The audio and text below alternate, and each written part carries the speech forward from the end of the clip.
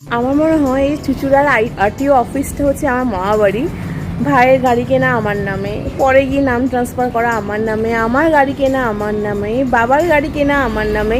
মানে কতবার যে আমাকে এখানে আসতে হয়েছে, বাট এবারে আসাটা হচ্ছে একদম মানে ভীষণ ভালো ব্যাপার। তাহলে চলো গল্পটা শুরু থেকে শুরু করা যাক। হাই, আমি সোনিয়া। আর সেই 2016 থেকে আমি আমার পক্ষীরাজে পিঠে চেপে ঘুরে বেড়াই। তবে এই পক্ষীরাজ নয়, এর আগে বাবার পক্ষীরাজে।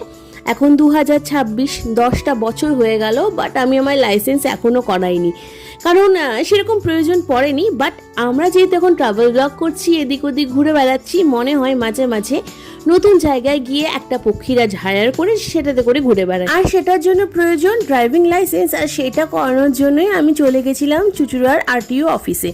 সব রকম ফর্মালিটিস কমপ্লিট করে তারপরে আস্তে আস্তে বাড়ি চলে আসি। যদিও ভিডিওটা বেশ কয়েকদিনের পুরনো, মানে 1-1.5 সপ্তাহ। অলরেডি লার্নার লাইসেন্স আমি পেয়ে গেছি।